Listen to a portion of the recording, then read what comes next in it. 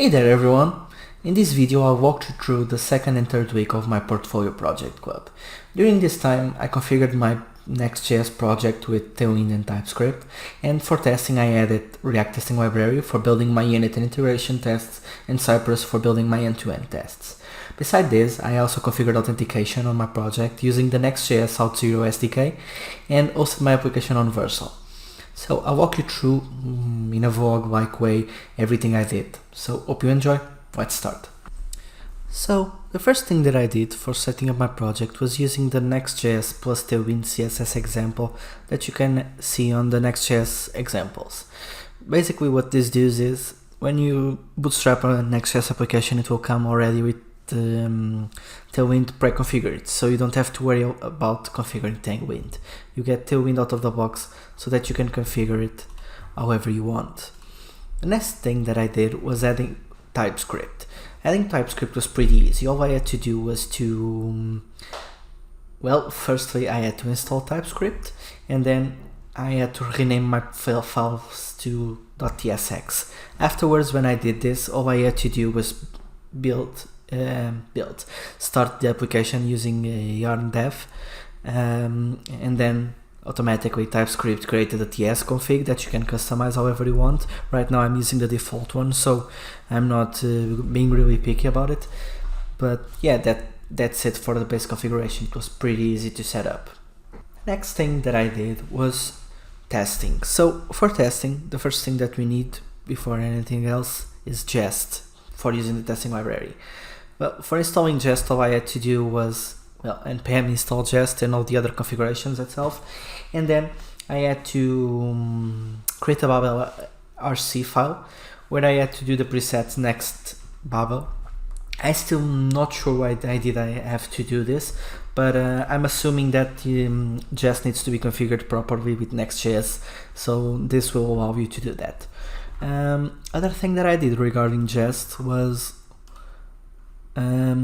use pages as a model directory. So this means that I can import directly from pages without doing the full path of the project, and then Jest will recognize it. Once Jest was installed, it was pretty easy to configure React Testing Library. All I had to do was install it. It's here somewhere. Where is it? It's here. Testing Library, Jest DOM and React. Then in my setup files after I said, okay, everything needs to extend expect so that I can use Jest DOM custom matchers on all tests. And yeah, this means that the React Testing Library is ready to go. For Cypress was pretty much the same. All I had to do was install Cypress. Once Cypress was installed, I also installed the Cypress Testing Library. Things I had to do for the Cypress Testing Library to work. Well, the first thing was in my commands, not in my commands, in my index of the commands, I had to import the testing library Cypress set commands so that I can use everything directly. One thing that you might have seen when I opened my Cypress JSON file, I also renamed my integration folder. I wanted it to be called end-to-end, so every test will boot from the end-to-end folder, and I configured the base URL. So it is a very simple test where I visit the home page and I try to find this test on the page. And that was it for the testing part. For authentication I added the Auth Next.js SDK. This is a really great SDK that makes everything so much simpler. I won't go through a long explanation because I have a live stream on YouTube that shows the entire process of configuring the Auth SDK, so you can check my previous YouTube video where I have all this process. Regarding this process so far of the authentication and setting up the next application, I wrote 2 blog posts that I'll add in the description, where I basically go along with everything I had to do for configuring Next.js application, adding TypeScript, the React Testing Library, Cypress, and then I wrote a different blog post about how adding authentication to Next.js using the Auth SDK.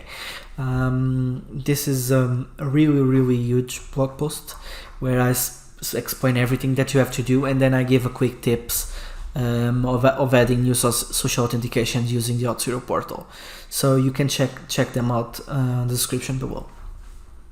Another thing I did was install the next MDX file, the package. This package allows me to create files, MDX files, that will be converted to pages. Basically, what this will do is I have this test file MDX, and when I start my application, Next will interpret this as a page and create a page with the path test file.